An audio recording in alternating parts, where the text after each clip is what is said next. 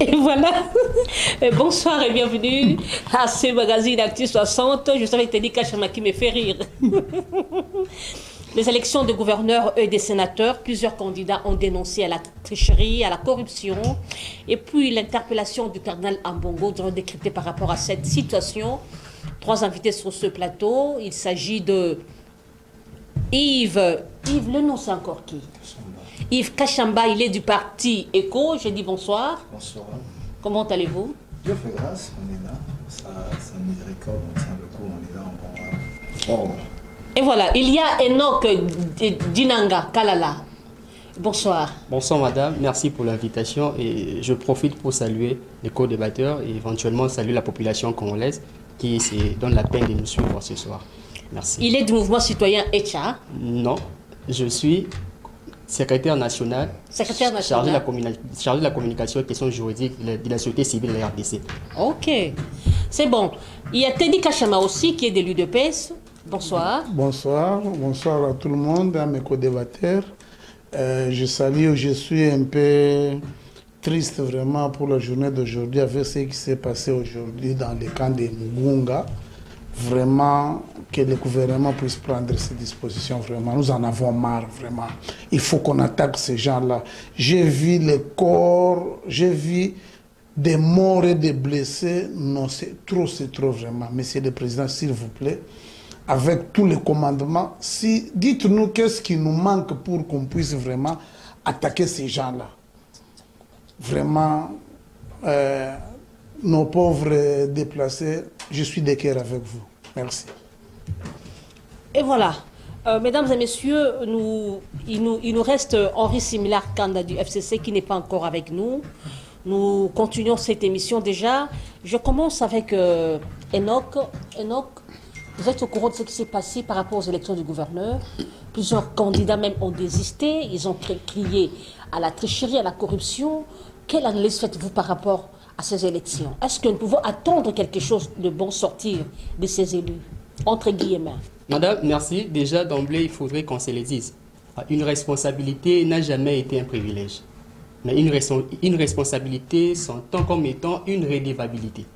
Alors, le peuple congolais, lors des élections tenues en 2023, récemment ici, avait donné mandat aux députés, en fait, justement, que ces derniers puissent porter leur voix.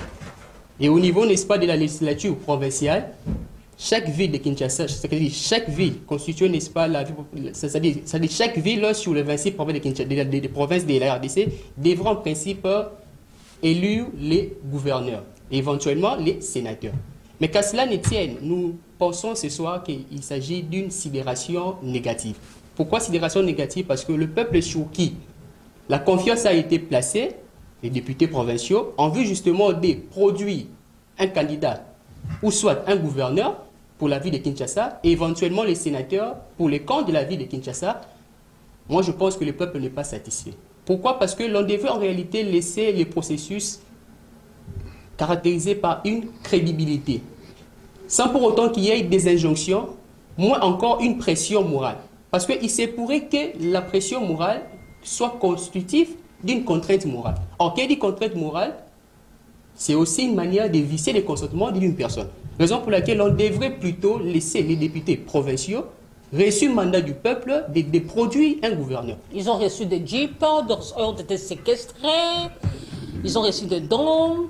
Non, je ne vais pas ici affirmer ou infirmer qu'ils auraient reçu. On a suivi le secrétaire général de l'UDPS dire ça, confirmer qu'il a offert des jeeps. Madame, je ne sais pas, il est devenu millionnaire actuellement. Je vis les images, ouais. Mais on devrait plutôt se rassurer quelle serait la source d'une telle donation.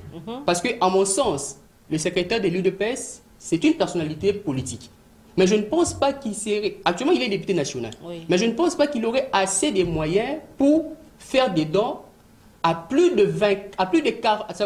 ou moins 48 députés provinciaux. Parce que l'Assemblée provinciale de Kinshasa comprend 48 députés provinciaux. Donc 44 sont élus et 4 sont le produit des cooptations. Et n'est-ce pas quoi, du pouvoir coutumier. Alors moi je pense que l'on ne devrait pas privilégier la donation, voire même la distribution des véhicules au profit de l'obtention d'une voix d'un quelconque député provincial. Parce que l'on s'en souviendrait que c'est lui qui venait à peine de quitter le gouvernorat provincial Kinshasa, laisse entendre sur une radio que j'étais les noms, que voilà, j'ai trouvé de la saleté, des immondices à une quantité trop élevée. Et aujourd'hui, je pense que les immondices connaissent une réduction sensible en termes de quantité. Mais moi, je m'interroge, Kinshasa, dans le temps, considéré comme étant Kinshasa la belle, ne peut pas à ce jour connaître une restauration. Pour ne pas dire, l'on ne pourrait pas redorer l'image de la ville province de Kinshasa qui se voit être le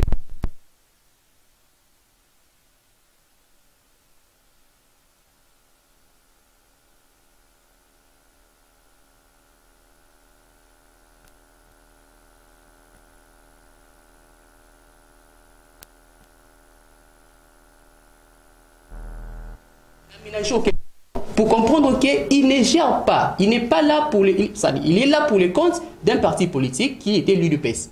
Mais dès lors qu'il a un mandat, mieux une fonction étatique, ce dernier doit n'aménager aucun effort pour rencontrer l'intérêt général de la population. La ville de Kinshasa connaît plusieurs mots. Je cite l'insécurité, je cite voilà, les immondices, la salubrité publique pose problème. Il y a les cas aussi des nuisances sonores. Or, en réalité, toutes ces questions devraient ou doivent connaître des solutions par qui? Le gouvernement provincial. Raison pour laquelle, vous en souviendrez, il y a une loi de 2008 sur les ETD, sur les entités territoriales décentralisées, qui renferme les attributions reconnues aux assemblées provinciales pour chaque province et éventuellement aux gouvernorats provinciaux. Mais si seulement si aujourd'hui nous vivons les contraires, c'est parce qu'il y avait carence. Je le répète ici, il y avait carence.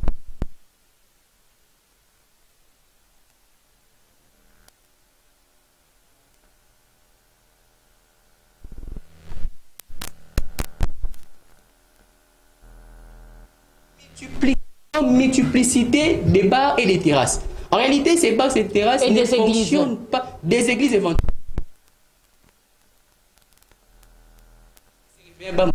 Et créer un truc là qualifié d'une église. Or, les églises, en réalité,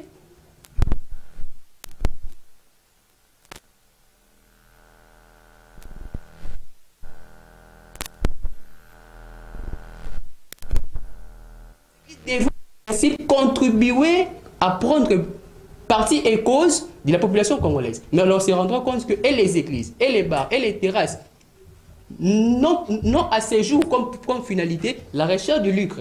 Or, le lucre exclut déjà la connotation d'être une ASBL, moi encore une ONG, parce que la recherche du lucre vous fait entrer dans la casquette d'une entreprise. Raison pour laquelle je demanderai que la nuisance sonore qui aujourd'hui bat son plein sur toute la ville de Kinshasa doit connaître, pour ne pas dire un anéantissement, mais plutôt une réduction très efficace et constatable aujourd'hui dans nos différents quartiers.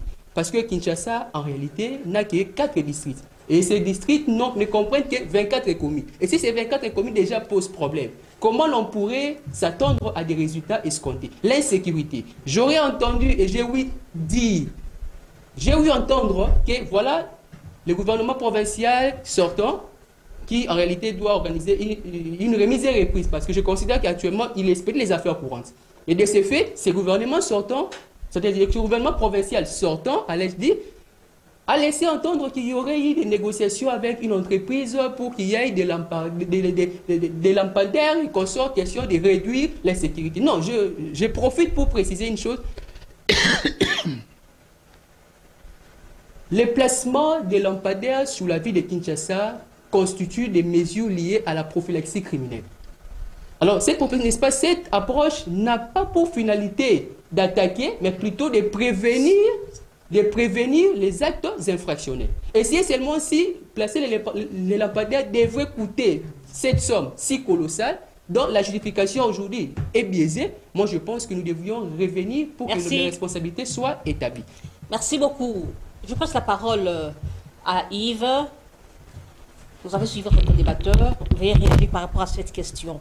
Est-ce qu'on peut attendre quelque chose de ces gouverneurs qui ont dépensé de leurs moyens pour qu'ils soient élus, de ces sénateurs? Est-ce qu'on peut attendre quelque chose de bon? La question vaut son pesant d'or, déjà. En passant, avant que je ne commence mon speech, j'aimerais saluer mes responsables de mon parti, ECO. Déjà là, l'honorable Massa Mlongo, le SG Nadin Foutila, je les présente toutes mes civilités. En fait, je parlerai par rapport à la vision de ce que ECO entend pour le bien-être et le mieux-être de notre pays, de la vie de Kinshasa dont il est question, parce que c'est de ça que nous parlons. Du premier point, la manière dont l'élection de gouverneur s'est déroulée, je n'aimerais pas vite crier à la corruption ou que sais-je encore de cette manière. Ah bon? Oui. Il y a eu des candidats qui ont dénoncé, il y a eu des choses. Oui.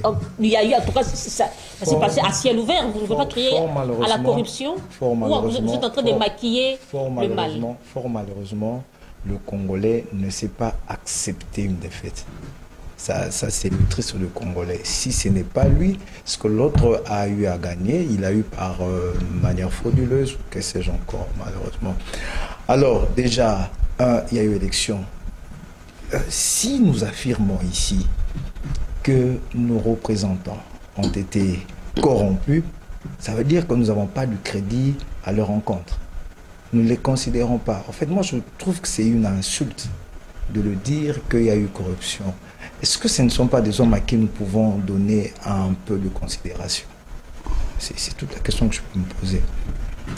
Déjà, avant qu'il y ait élection, il y a eu propagande. Chaque personne se vend. Alors quand on mène une propagande et tout ce qui va avec, est-ce que cela est sujet d'une corruption? Je ne pense pas. Nous avons ici, pendant les élections 2024, à la présidence, députation nationale, nous aussi, vous et moi, chacun dans son coin, a eu peut-être à avoir quelque chose du député pendant la propagande. Est-ce que c'était une corruption? C'est la corruption morale, non? Non, je le dis, Oui. ce n'est pas une corruption morale. Déjà, c'est le premier point que j'allais soulever. Et deuxièmement, est-ce que au stade où nous sommes dans notre pays, l'élection a quelle forme? L'élection a quelle tendance? Est-ce qu'elle se fait sur base de projets de société? Est-ce que nous élisons le projet des sociétés? Ou bien il y a encore cette tendance, soit tendance sociale, tendance tribale, et tout ce qui va avec. Et toutes ces choses mises ensemble nous montreront clairement que nous sommes dans l'apprentissage de la démocratie. Et ces erreurs, nous pouvons les comprendre, si on peut le dire. Mais les taxer directement de corruption, c'est aller trop fort. Les mêmes pratiques s'étaient passées à l'endroit, sous le régime du FCC. Et le pouvoir en place aujourd'hui avait crié de la corruption. Et madame, pourquoi pas, attendez, laissez-moi vous relancer, parce que vous soulevez des choses qui me poussent à vous relancer. J'aime bien. Est-ce que, pourquoi pas aujourd'hui, vous allez maquiller l'information ou cacher la vérité en disant que non, ce n'est pas la corruption, c'est normal? Ok, madame. Déjà, le gouverneur actuel de Kinshasa... On sait qu'il était mauvais hier, devient bon aujourd'hui. Je parle du gouverneur actuel de Kinshasa. L'Assemblée provinciale est majoritairement acquise à l'Union sacrée. Qu'est-ce que nous attendions comme gouverneur? De prime abord. S'il faut parler de corruption, qui est-ce qu'on va corrompre? Nous sommes d'un même clan, nous sommes de l'Union sacrée. Quoi de plus normal que le gouverneur soit de l'Union sacrée? Mais vous savez, c'est ce que moi je plains aujourd'hui. Ce que je plains aujourd'hui, le Congolais dit tout ce qu'il veut. Et la réalité des choses, on ne veut pas la voir. Hier, avec le FCC, ils étaient majoritaires. C'était tout à fait normal. Apprenons à accepter la démocratie. L'exercice de la démocratie, justement, c'est là. Apprenons à accepter la démocratie. Mais ce que moi, je voudrais relever ici, c'est que nous devons arriver à un stade où, lorsqu'il y a élection, on va voter le projet de société. Ce qui m'écoeure jusqu'à présent, c'est que dans notre pays, lorsqu'il y a élection, ce n'est pas le projet de société qui est voté. Alors, si on donne la voix au gouverneur actuel, c'est parce que, d'accord, il est de l'Union sacrée, l'Union sacrée doit s'entendre, on dit, bon, ça va, il y a une telle personne que nous, on se choisit et on lui donne des voix, c'est simple. Il ne faut pas à tout moment crier qu'il y a corruption ou que c'est encore ou concussion, fort malheureusement. Alors, qu'est-ce que nous devons attendre de nos élus, les gouverneurs ou les sénateurs? Déjà, le Sénat, de mon humble avis, je n'ai jamais eu un regard très positif. Pour moi, je trouve que c'est une institution assez budgétivore. Déjà, c'est une institution de trop, ça c'est à mon humble avis.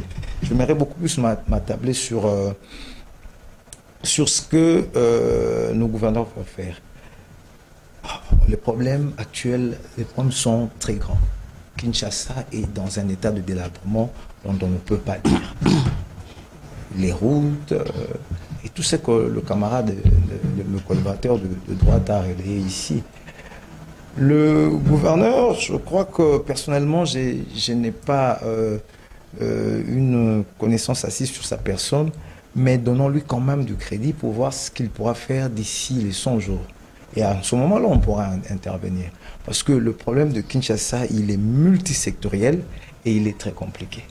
Par rapport à cette question du Sénat, n'est-ce pas qu'il y a des critères, il y a des principes pour accéder au Sénat? Oui. Aujourd'hui, nous trouvons des gens de moins de 30 ans au Sénat. Oui, madame. C'est un lieu de sage, un lieu de réflexion. La sagesse. Les gens qui ont parcouru, des moments, qui ont parcouru ils ont des CV vraiment costauds. Ils ont pu gérer.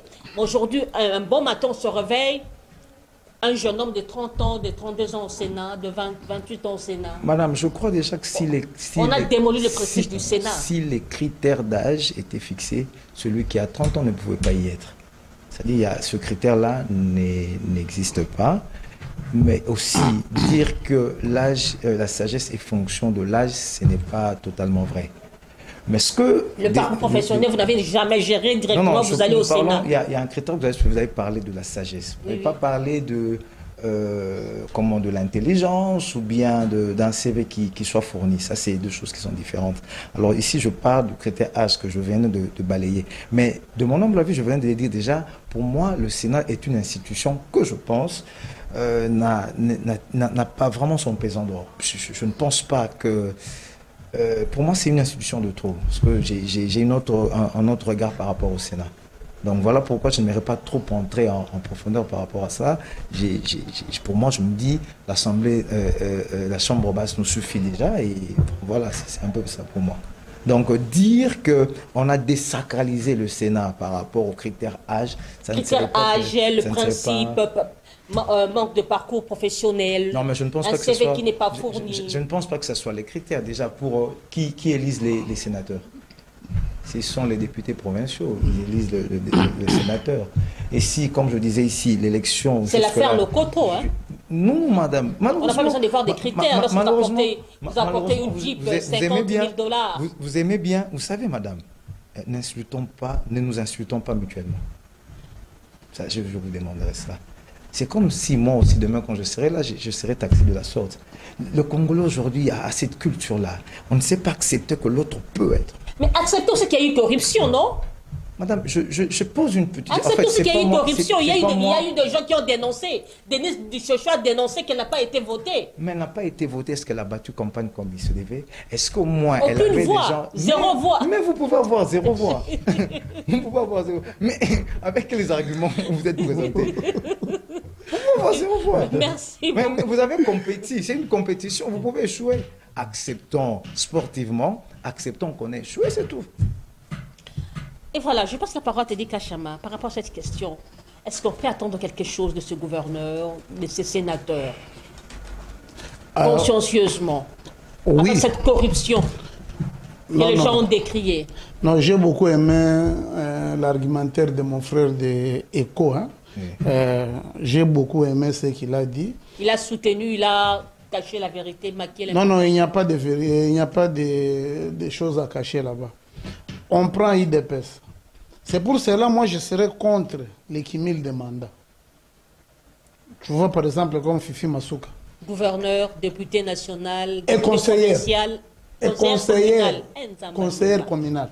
Maintenant, comme la loi... Sénatrice aussi. Comme la loi ne l'interdit pas. À une seule personne. Maintenant, comme la loi ne l'interdit pas, c'est-à-dire, elle a profité de la lâcheté de notre loi. Dans les mandats passés, il n'y avait pas moyen de changer cet état des choses parce que c'était les mêmes personnes qui étaient là qui avaient favorisé cela. Mais n'est-ce pas, ce sont des choses que vous, au pouvoir aujourd'hui, vous avez décriées hier. Non, mais on a... Il se répète. Mais écoutez un peu. Par exemple, nous, à l'IDPS, il y a une loi. Il n'y a personne qui peut prendre suppléant un membre de sa famille. Tout ce qui se passe chez nous, c'est-à-dire tu es candidat, on te donne ton suppléant. Quand vous dites de la corruption, ce sont les gens qui se sont piégés eux-mêmes. Ils étaient à la sénatoriale, ils étaient, je pense, au-delà de 100 et quelques candidats pour 8 sièges. IDPS, en ayant l'expérience de 2018, 12 députés provinciaux, 0 sénateur. Aujourd'hui, même quand on acquise Kabouya, je ne vois pas pourquoi on est en train de l'acquiser. Toi, tu es chez toi à la maison, tu dis à tes enfants, et dis, ah, papa, les enfants de l'autre là, il y a le papa des autres là qui est en train de voler. Maintenant, moi, je suis toujours comme ça. Arrêtez, moi, je vais vous mettre des conditions aussi pour que vous n'enviez pas de l'autre côté. On a choisi quelqu'un. Il y a l'MRC et l'IDPS qui avaient déjà une majorité au niveau de l'Assemblée. La chose, c'est lui qui plaire. Par exemple, quand tu parles de ma sœur de Kananga, qui a commencé à parler que j'ai vos vidéos, j'ai ceci. Mais vous n'aviez pas de députés provinciaux. C'est pour cela il faut, dans la loi, la réforme de la loi électorale. Mais c'est quand même immoral, vous acceptez que vous allez voter pour quelqu'un, on vous donne des moyens, de l'argent, vous ne votez pas. Non, mais ça, c'est du vol, c'est la corruption. Il y a quelqu'un qui... Il y a des histoires avec cette histoire. Et les députés sont conscients de cela, c'est pour cela qu'ils vous bouffent. Si vous prenez dans le sénatorial ici à Kinshasa, l'IDPS en a eu 4 sur 8. Si j'ai une bonne mémoire, il y a Papa Miké, il était provincial de Kalamou, il y a eu secrétaire Kabouya, il y a eu, qui encore, j'ai oublié, non, il y a eu 2 autres. C'est-à-dire, il y a Jekoko Moulumba, c'est-à-dire, c'est dans leur quota où ils avaient les députés provinciaux, ils ont voté. Il faut que la loi aussi puisse le dire. Que celui qui n'y ait pas de candidat indépendant au niveau, par exemple, des élections sénatoriales. Parce que tu parles comme ça, moi, tu dis, je ne suis pas de l'IDPS. Ou bien l'IDPS met leur ticket, moi, je quitte, je dis, non, moi, je serai indépendant là-bas. Maintenant, avec les députés. Ce sont les voleurs-là qui voulaient qu'ils puissent dribbler les autres. Si vous regardez même le sénatorial, vous trouverez l'enfant de Peter Kazadi, Van Kazadi là. Il est aussi sénateur. Oui, la loi ne l'interdit pas, notre frère l'a dit. Je suis d'accord avec vous qu'on mette des critériums pour être, il faut avoir au moins au-delà de 45 ans. Là, tout le monde va se plier. C'est pour vous dire que cette constitution, il faut qu'il y ait des réformes en profondeur. Vous trouverez quelqu'un qui peut postuler à 5 postes. Maintenant, moi, je me demande, par la conscience de toi-même, tu ne peux pas regarder que ça fait des tollés. Toi-même. Elle avait eu peur uniquement à la présidence. Hein? C'est-à-dire, à la voir comme ça, elle avait envie même de postuler au niveau de la présidence. Il faut laisser aussi la chance aux autres. Moi, j'ai une proposition de loi, que chacun puisse se choisir. Je vais me battre pour être député provincial, point barre. Je vais me battre pour être député national, point barre. Je vais me battre pour être gouverneur. Tu ne touches pas. Ou bien, on passe toutes les élections au suffrage direct. Parce que là, ça va diminuer beaucoup de tentatives. Vous avez vu vous-même en 2018, IDPS qui avait 12 candidats. Il vous sort 0 sénateur. Pour le gouverneur, avec l'autre, c'est la toute première fois. Mais lui, vous-même, vous aviez crié à la corruption que vos députés d'antan étaient corrompus, non? Oui, ils étaient corrompus parce qu'ils n'avaient pas voté aucun candidat sénateur. Il y avait l'enfant de Papa Kansebou qui avait eu 2 voix. Tout le monde était tombé sur ces 2 voix-là. Moi, j'ai un candidat sénateur qui avait cherché aussi à avoir. Il en a eu 5. Soit là, nous allons vous voter, soit calme. Il arrive 0 voix. Parce que si tu trouves tout simplement une seule voix, tout le monde va tomber là-bas. Non, c'est moi qui t'avais voté. C'est pour cela il faut qu'on mette un peu de garde-fous. Que les gens qui vont postuler, peut-être les gens ayant des partis politiques, ayant des députés, on met ça dans la loi. Dès que vous avez, comme on sait très bien que pour avoir un sénateur, il faut avoir au moins 4 voix, on met que celui qui sera bien le parti qui va présenter le candidat au niveau sénatorial doit avoir au minimum 4 députés provinciaux. Maintenant, pour le problème de la gouvernance de Kinshasa, je sais, ils ont vu. Ils ont connu, par exemple, Eddie Yela, même Daniel Bumba, c'est un habitué, c'est un entrepreneur, c'est un économiste, et c'est un fils de maison. C'est la toute première fois que l'IDPS voit gérer la ville de Kinshasa, depuis que le monde est monde. Nous sommes obligés, mais je les demanderai de travailler en collaboration directe avec les gens de l'OVD. Parce que Ngobila était en train de faire direct avec les gens de l'OVD, c'est pour cela. Les gens ne connaissaient pas. Vous avez vu le président quand il était parti, il a ravi les contrats au niveau de Sirungouma. C'était Aaron Sef qui était en contrat avec le gouvernorat, mais ça ne fonctionnait pas.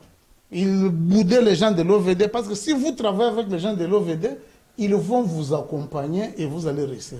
Merci. Et comprenez, mesdames et messieurs, que Teddy Kachama est en train de transpirer. Nous travaillons sous le groupe électrogène. C'est leur pouvoir. Malheureusement, il n'y a pas de courant. En tout cas, vous devez voir cette situation, Teddy Kachama. En pleine capitale. Pose vraiment problème. En pleine centre-ville. Centre-ville, oui. En tout cas, c'est triste. J'aimerais que vous puissiez rebondir, Enoch, par rapport aux propos de vos co-débatteurs, s'il y a à dire, et puis répondre par rapport à cette décryptant un peu par rapport, comment vous aviez reçu l'interpellation du cardinal Ambongo. Bien, merci. Déjà d'emblée, j'étais en train de vérifier la disposition, parce que dire qu'il n'y a aucune disposition légale qui interdirait aux personnes âgées de moins de 30 ans d'être candidats, je m'inscris en faux. Mais je voulais plutôt asseoir mon allégation sur base d'une disposition. Alors, je n'ai pas encore trouvé, mais je reviendrai quant à ça. Déjà, vous verrez que la Constitution congolaise de 2006, 18 février 2006, c'était révisée en 2011, je crois des articles 104 suivants, n'est que l'assiette, constitue l'assiette des conditionnalités pour qu'une personne puisse candidater au poste de sénateur. En réalité, les sénateurs ne sont que l'émanation des députés provinciaux. J'ai ouï entendre ici, voilà, lorsque nous sommes par la campagne, il se pourrait qu'un candidat puisse donner des avantages, des biens, des bassins aux électeurs. Est-ce que cela n'est pas constitué d'une infraction de corruption? En réalité, qu'on se le dise entre nous, la moralité congolaise, nos mœurs à nous, nonobstant ce que le législateur veut, nous ne puissions pas nous inscrire dans la logique de tendre la main à une personnalité parce qu'il est candidat et obtenir des avantages. Qu'on se le dise entre nous, la main qui donne, c'est la main qui contrôle ou qui domine. Ouais. Mais quand une personne se présente auprès de vous, non, voilà, je veux que vous puissiez m'aider à entrer dans votre maison. Mais avant d'entrer, je préfère vous donner un billet de 100 $ ou un billet de 10 $ ou même une bouteille de sucré. Or, la corruption est constituée des avantages, des promesses présentées à une personne. Parce que la corruption n'est pas une infraction qui est unique, hein, c'est une infraction qui est plurale. Il y a les corrompus et les corrupteurs. C'est très complexe. C'est complexe. En telle enseigne que c'est lui qui présente des avantages pareils, des dons, des promesses, en vue justement d'obtenir de la part de l'autre certains avantages, alors que ces derniers en avaient qualité. C'est déjà des acteurs constitués de la corruption. Vous lirez même le décret du 30 janvier 1940, Code pénal congolais. Moi, j'aimerais que nous puissions quitter cette perception de choses. Parce que si le peuple admet des avantages pour élire les individus, qu'allez-vous attendre de ces individus? Or, je l'ai précisé d'emblée pour dire qu'une responsabilité n'a jamais été un privilège. Mais comment on serait redevable au peuple si le peuple en soi a déjà obtenu sa part? Tu ne peux plus me rendre, je ne peux plus te rendre des comptes. Je ferme cette parenthèse. J'ai ouï entendre ici, voilà, que nous devions nous dire que voilà, si déjà l'union sacrée au niveau provincial avait autant de députés, la conséquence était claire. On devait avoir un gouverneur. Mais vous en souviendrez, l'histoire congolaise ou la scène politique congolaise avec son système ne s'inscrit pas aux antipodes des pratiques sous d'autres cieux. Vous en souviendrez avec moi ici que dans le temps, le MLC avait perdu le gouvernorat provincial. Alors que les MLC dans le temps avaient la majorité. Mais par quelle fiction les MLC s'est parvenu à perdre à la suite d'une seule voix? Et j'étais le nom de celui qui était porteur de cette voix. C'est Fayolo. Non, moi j'étais le nom parce que... Non, mais on vous informe. C'était Henri Toka, c'était pas Fayolo. C'est Fayolo. Déjà, Singh avait déjà déballé cette question. Je ferme cette parenthèse très rapidement. Mais on devrait se le dire aujourd'hui. Qu'est-ce que le peuple trouverait comme satisfaction à la suite de cette législature en cours? Parce que si le peuple n'arrive pas à obtenir amélioration de ses conditions sociales, le peuple ne sera pas d'accord avec vous. Là, et si le peuple n'arrive pas à obtenir l'accès à l'emploi, l'accès à l'éducation, l'accès à une bonne électricité, vous l'avez dit ici que déjà nous travaillons... Mais c'est à venir. L'émission se tourne ou se passe avec de l'aide d'un groupe électrogène. Mais la SNEL, qui aujourd'hui est une entreprise dont l'État aussi a justement la même mise, vous en souvenez que la SNEL qui est censée apporter de l'électricité à la population n'arrive pas à répondre à ses besoins. Mais qui est censé interpeller la CVS? Qui est censé, n'est-ce pas, interpeller la direction provinciale de la SNEL ici à Kinshasa? Ce sont que des députés provinciaux.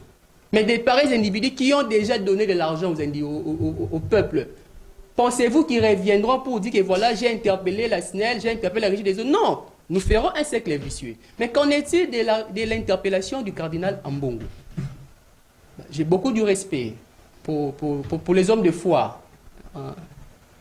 Moi, je considère pour ma part, vous voyez même la raison pour laquelle nous, la société civile de la RDC, là je salue le coordonnateur Christopher Ngoyi et le PCA, pour préciser que dans les temps, le peuple souverain primaire reposait sa confiance sur ses représentants.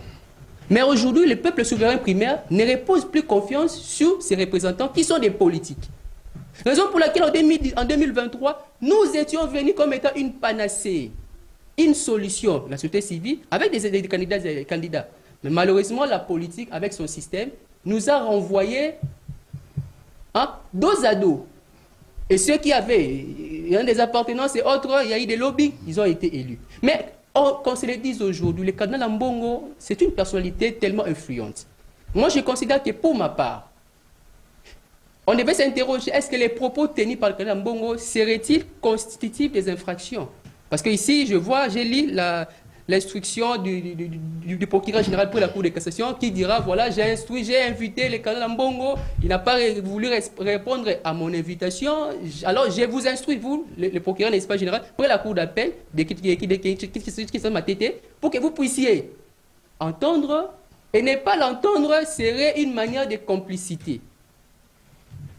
Qu'on se le dise déjà, l'action publique, en réalité, a pour apanage le procureur général près la Cour d'appel. Mais le procureur général près la Cour de cassation n'est qu'une autorité hiérarchique de qui dépend les procureurs généraux près certaines cours. Raison pour laquelle on ne devrait pas plus mettre une épée de Damoclès sur les magistrats. Là, je vois le magistrat instructeur, le procureur général, Casus Peki, qui est concerné. Pourquoi l'on devrait...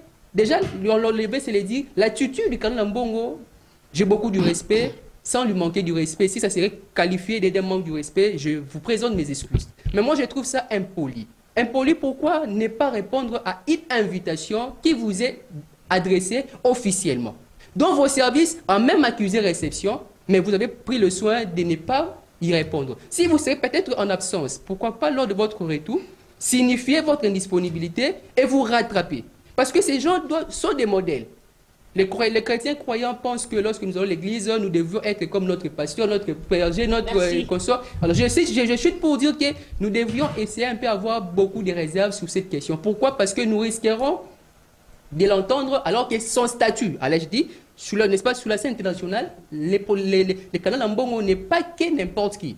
Il n'est pas que, je ne sais pas moi, un simple citoyen, mais c'est une personne qui constitue le collège des cardinaux qui justement sont ou logent au sein de la sede du Vatican pour constituer les Saint-Sièges. Alors avec son statut international, il bénéficie Il n'y a pas une loi qui précise qu'il aurait des avantages d'être, n'est-ce pas, exonéré à certaines poursuites judiciaires. Des immunités diplomatiques. Les immunités diplomatiques, parce que j'ai eu à consulter sur Internet, c'est-à-dire les statuts, l'acte constitué, n'est-ce pas, l'acte créant les Saint-Sièges n'a jamais été rendu officiel.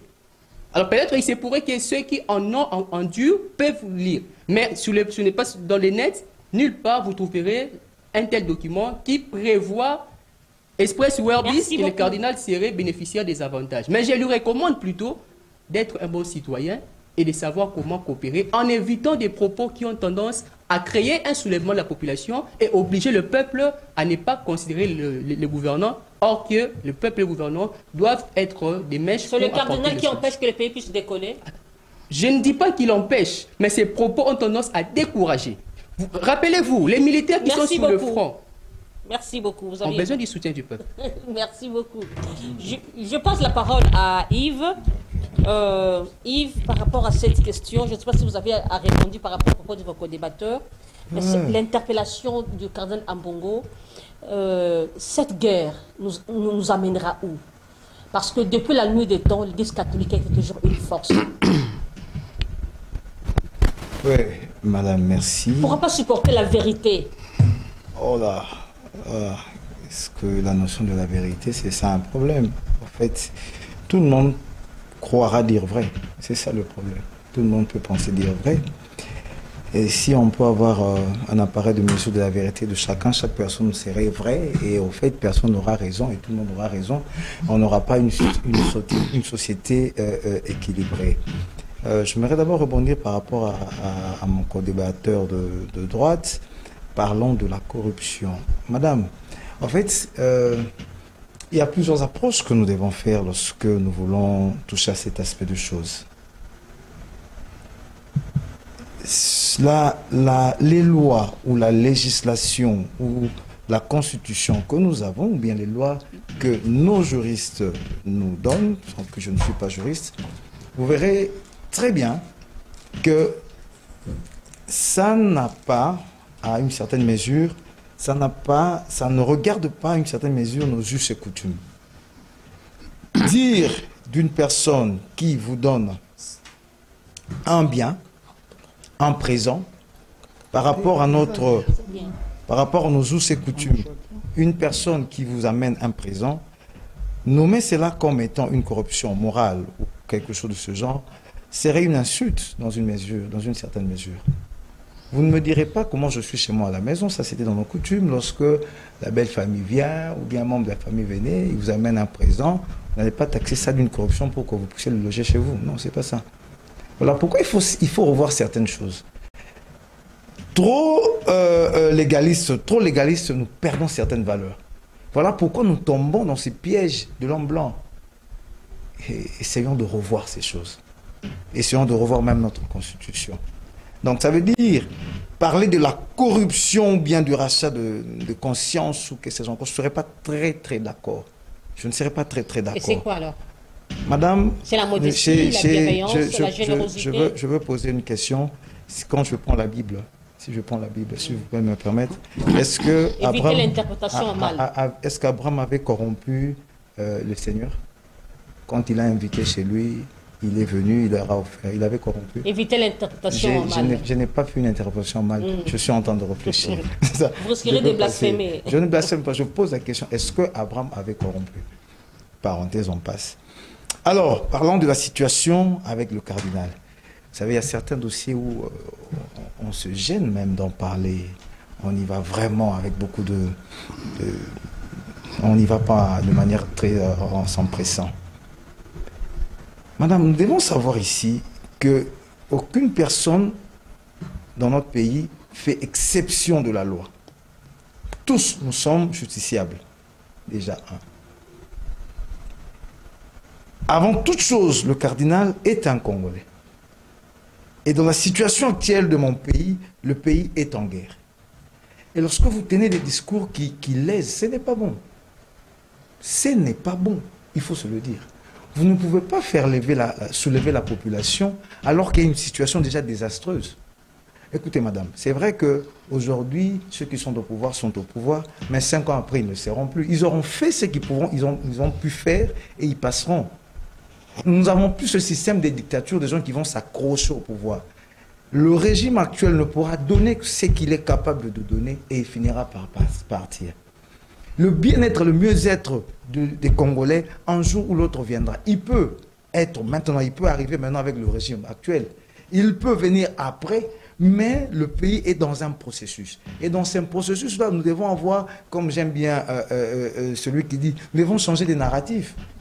On ne peut pas, bon matin, on se lève, on dit, parce qu'on croit qu'on a une certaine humilité, on croit qu'on ne peut pas être touché. Non, c'est pas bien. C'est pas bien et ce n'est pas bien. Les détourneurs marchent, circulent librement.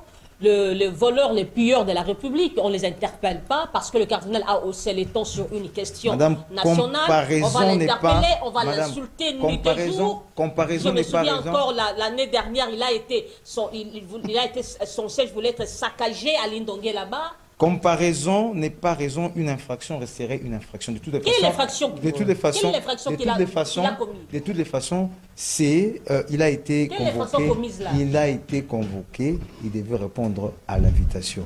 Et s'il n'y a pas de problème, il serait libre. De toutes les façons, j'ai lu ici l'accord qui régit le Saint-Siège et la RDC à son article 8, je crois, deuxième paragraphe. On dit que s'il y a une action judiciaire qui est menée envers un évêque ou un clergé, quelque chose comme ça, on informe au Vatican à travers le nom m'échappe.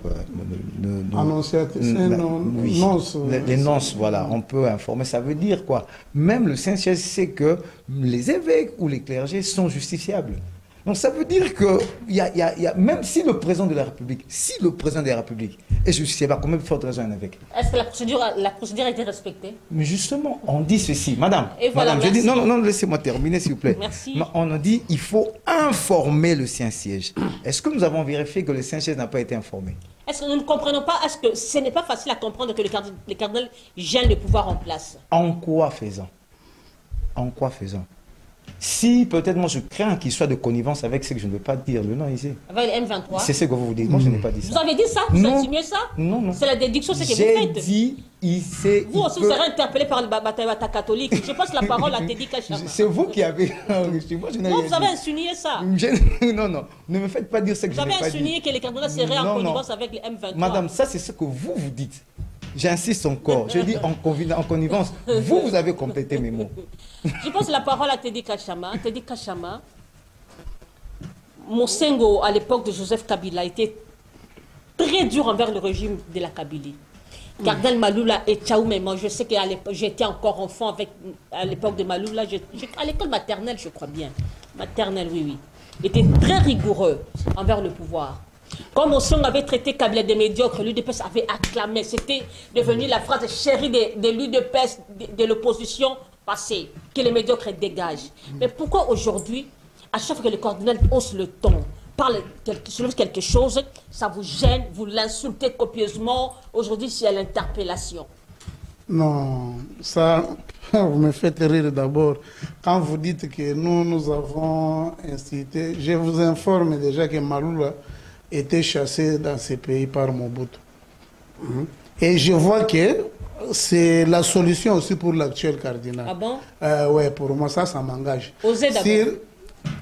Il n'y a pas le problème de oser. Hein? C'est un problème de la sécurité d'un pays. Le président vient dans une interview en Europe. Il vient de le dire. Quand tu sais qu'il avait appelé Kagame son frère, vous étiez où? Non, écoutez. C'est faux. Ah, c'est faux. Non, écoutez. Tu sais qu'il n'a pas appelé Kagame. Est-ce que c'est faux? Kagame Est-ce que c'est faux? Son partenaire privilégié. Oui. Et alors? Même vous, dans votre famille, il y a même les fils d'une même famille peuvent être des amis, après ils peuvent se retourner. Qu'est-ce qu'on lui reproche? Parce que vous ne voulez pas, un jour sur votre plateau ici, vous m'aviez attaqué, vous voulez parler de ça. Nous sommes, c'est un État laïque. Il peut critiquer la gestion comme il veut. Il peut marcher avec le serpent à Kingakati. Il peut aller à Kachobwe. Il avait été reçu Katumbi en kilote. Ça vous fait mal pourquoi? Non, ça ne nous a jamais fait mal. Il peut présenter Katumbi comme le candidat, c'est notre frère, regardez comment on est en train de le traiter, c'est son problème. Mais il ne pouvait pas aller dire que les Ouazalines sont des bandits. Il ne pouvait pas encore dire que le régime en place est en train d'armer les FDLR pour qu'ils puissent attaquer le Rwanda. Il ne pouvait pas dire cela. Il y a l'abbé Kanda de Mbujima qui l'a soutenu. Il a dit non, non, il doit parler, ce n'est pas parce que je sais que... Il y a aussi l'abbé Kwenda de Beni qui a dit ce que le cardinal a dit. Ah bon? C'est inacceptable. Le président a dit hier, le cardinal doit prouver ses allégations. Moi, je le prends au même titre que Denis Lessi, que ce sont des... Ça, c'est une insulte. Vous comparez le cardinal à Denis Lessi. J'ai dit ce sont des encadreurs. Non, s'il vous plaît, soyons conscients. Vous comparez le cardinal Ambongo à Denis Lessi, l'homme de pétage. J'ai dit ceci. Écoutez, ce régime a beaucoup fait pour l'Église catholique. Ah bon? C'est que, oui, on donne $1 million à chaque diocèse. Ici à Kinshasa, d'ailleurs, la gestion de cet argent cause problème. Ni c'était l'Église catholique qui serait encore dans ce pays. Non, non, l'IDPS a toujours fait sa lutte. L'IDPS, c'est l'opposition qui est en perte du pouvoir. C'est pour cela qu'on demande à l'opposition de péter, de récupérer la situation, de mettre les gens... J'ai dit, je les vois, ils sont toujours... Non, nous n'accepterons jamais. Mais quand le monseigneur Cholet passe pour atténuer la situation, pour expliquer... Il avait expliqué, contrairement à ce que les autres disent, que l'invitation était venue, il n'était pas là. Maintenant, quand lui, il est revenu, pourquoi pas venir aller accepter là-bas qu'on m'avait invité? Il y a l'évêque général de Nicaragua. Vous pensez gagner cette guerre contre l'Église catholique? Il n'y a aucune guerre. Nous ne sommes pas en guerre avec personne. Nous cherchons à protéger... Toute personne qui s'allierait toujours à soutenir les propos de Kagame. Vous avez vu ce qui se passe aujourd'hui, ce qui s'est passé aujourd'hui à Goma. Ça nous fait plaisir. Les cardinaux et les évêques du Rwanda vous disent qu'ils prêchent. Il y a des vidéos que les Kivu là, c'est pour nous les Rwandais. Maintenant, il y a un chez nous ici qui est censé être notre papa qui nous dit que non, non, vous armez l'FDL. Lui, il doit présenter. Pour moi, ça m'engage que moi. Il doit présenter les preuves. Il insulte à nos morts, à nos mères. Et il passe là-bas, oh non, moi je n'ai pas peur. Il n'y a pas un problème d'avoir peur ou pas. J'ai suivi le tournoi là aussi sur TV5. Ils ont dit, ils ont été acquérés d'entendre. Et il a dit ça au Vatican. Où le pape est en train de se battre pour prier afin qu'il y ait la paix au Congo. Enlevez vos mains. Mais lui, notre papa, vous savez, maman, je vous avais dit ici, moi un jour, j'ai failli me bagarrer avec un frère de l'Est. Vous là-bas, vous savez combien de gens sont morts là-bas? Moi, je lui ai rétorqué. Vous savez combien de nos militaires qui sont tombés là-bas à cause de votre traîtrise? En dehors de ce qu'on compte les Mamadou Ndala, les Baouma et les autres, nos jeunes frères, les braves gens de Bangala, parce que ce sont des spécialistes dans l'armée, ils sont beaucoup tombés là-bas. Et ça, ce ne sont pas des vies humaines. Même nos mamans qui sont en train de souffrir là-bas. Vous regardez les enfants avec des bidons en train de se déplacer. Lui, le cardinal ne pouvait pas aller sur ce point-là. Merci. Je voulais en ajouter un peu à notre frère pour dire que quand on disait que le gouvernement qui sera, tout d'abord, la question de la journaliste était claire de voir ce qui s'était passé autour des élections. La gestion, c'est maintenant quand ils vont entrer, là où ils ont l'obligation de remplir ce que vous êtes en train de leur reprocher. Par exemple, la lutte contre les Koulouna, moi, sur la stabilité, je les ai déjà proposés, ils doivent revenir à l'ancienne configuration du temps de Mobutu. Chaque quartier, chaque avenue, responsabilité des chefs d'avenue, chefs de quartier, chercher des jeunes gens au sein des communes pour qu'ils puissent assurer. On doit donner à chaque ménage des chassés pour qu'ils puissent amender. C'est-à-dire, si nous y apportons, je vois que vous êtes trop intelligents, vous avez des idées, si nous y mettons, la difficulté est que ces gens-là, ils peuvent coopérer avec vous quand ils sont en dehors du pouvoir. Dès qu'ils accèdent là-bas, ils n'arrivent pas à prendre des propositions. Mais voilà. pour le cardinal, vraiment, j'ai envie de l'entendre nous donner vraiment les preuves. Merci. Et voilà, vous allez rebondir. Vous avez 2 minutes pour rebondir. Déjà d'emblée, je considère que pour notre part, il est temps pour nous que nous puissions créer un front commun. Le Congo est le seul héritage que le bon Dieu nous a légué. Vraiment. Le Congo est pour nous un dénominateur commun. Mettons à côté nos clivages politiques. Mettons à côté, je pourrais considérer cela comme étant des incompréhensions, des divergences de l'offre politique. Et c'est un peu de nous concentrer sur le Congo. Parce que dans le temps, vous comprendrez avec moi que l'hymne national congolais, en réalité, n'était qu'une prophétie. Pourquoi? Parce que l'on dira ici, nous peuplerons ton sort et nous assurerons ta grandeur. Mais comment allons-nous arriver à assurer sa grandeur si nous ne sommes pas unis? Et l'on renvoie la responsabilité à la jeunesse pour dire que la jeunesse doit être l'avenir. Raison pour laquelle moi je rappelle pour dire que la jeunesse n'est pas que l'avenir. La jeunesse c'est aussi le présent d'une nation. Mais ceux-là qui sont censés aujourd'hui engager la République doivent comprendre que gouverner, c'est prévoir. Prévoir, c'est connaître les besoins, les préoccupations, le problème de sa population ou soit de sa communauté. Parce que si aujourd'hui, à cause des divergences sur l'offre politique, certains tiraient les rideaux de leur côté, nous risquerons de laisser l'ennemi envahir, pénétrer et massacrer tout. Vous en souviendrez que le projet de balkanisation de la RDC n'est pas un projet d'aujourd'hui. C'est un projet de très longtemps, dont l'exécution est en cours. L'entente au niveau de l'Est, on voit que l'Est donne l'impression de se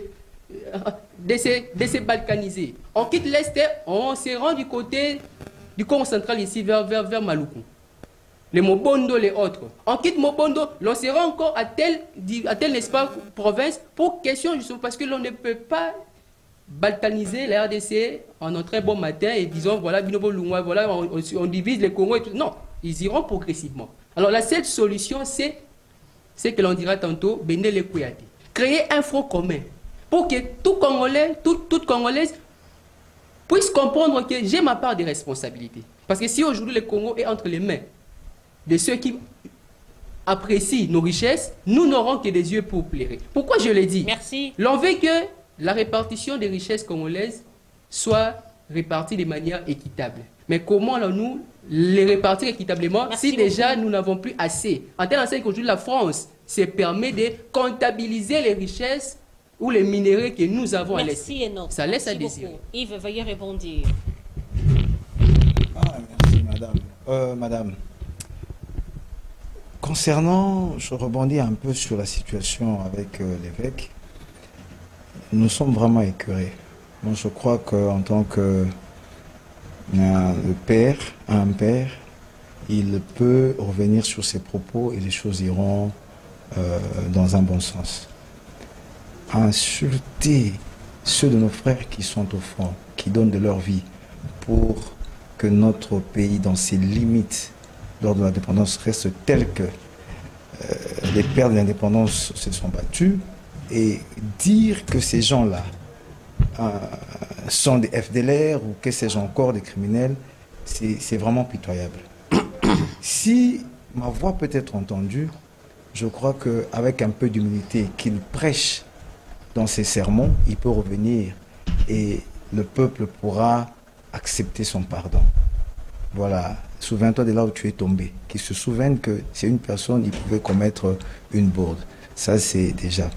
Et par rapport au gouverneur actuel qui est passé, nous demanderons vraiment qu'il soit beaucoup plus assis par rapport aux problèmes quinois. Kinshasa souffre aujourd'hui. Madame, vous ne pouvez pas rouler 1 kilomètre sans pour autant que vous trouvez des nids de poules.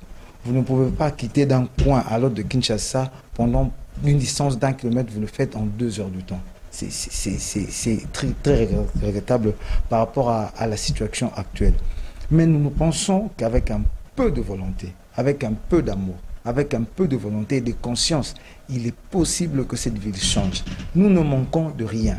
Nous ne manquons de rien et c'est possible que ça change et ça change le plus vite que possible. Pourquoi je dis cela? Merci. Nous avons une jeunesse, parce que parmi les richesses que nous avons une main-d'œuvre qui est la jeunesse quinoise qui peut faire des énormes sacrifices pour sa nation. Merci beaucoup. Teddy Kachama, veuillez répondre. Oui, je pense que tout a été dit. Aujourd'hui, j'ai beaucoup aimé les débats d'aujourd'hui. Je vois que nos frères, tout le monde était à la hauteur de ce qu'on entend. Le problème est que quand on parle même de notre justice, vous avez vu vous-même comment est-ce qu'elle est en train de se battre par-ci, par-là. J'avais vu l'ami avait soulevé le problème de lampadaires et autres forages. Mais j'ai trouvé qu'il y a un peu l'anguille sous roche où tout le monde doit comprendre, doivent s'attaquer mutuellement et autres. Et pourtant, c'est un dossier que la justice a déjà. Nous avons vu les ministres des Finances donner son point de vue, les messieurs de l'État aussi donner son point de vue. Je vois que, d'après moi, notre ministre vraiment était beaucoup plus attaqué parce que la procédure avait été commencée avant même son arrivée au ministère. Quand on a pris les forages à 400 000 d'abord, ça n'était trop. Parce que ce sont des histoires qu'on les fait ici à Boulongo, par-ci, par-là. Si c'est beaucoup, c'est 10 000 dollars ou bien 11 000 pour un forage. Un forage avec des panneaux solaires, hein, jusqu'à 15 000. C'est pour cela que je proposerai au gouvernement de prendre les 71 millions qu'on a donnés à cette société-là, de diviser par... Parce qu'au niveau du ministère du Développement rural, il y a l'office hydraulique. Des gens, des spécialistes, nos papas là, qui font des forages des années, qu'ils puissent faire l'évaluation. Si ça tombe qu'un forage c'est à 12 000 dollars, qu'ils divisent 12 000 dollars par 71 millions de dollars, le nombre que ça va donner, si c'est 10 000 forages, qu'on oblige cette société-là à faire les 10 000 forages là-bas. Pour terminer, tout ce que nous avons dit sur la députation, les sénatoriums, le gouvernorat, c'est notre pays. Il faut qu'on y mette vraiment de la rigueur, que le gouvernement puisse sortir. Nous ne pouvons pas accepter que les gens qui étaient partis par leur gourmandisme politique allaient chercher des postes, puissent reporter encore les calendriers de l'élection du bureau définitif. Le pays a besoin, regardez ce qui se passe. Il faut des mesures fortes avec des hommes forts.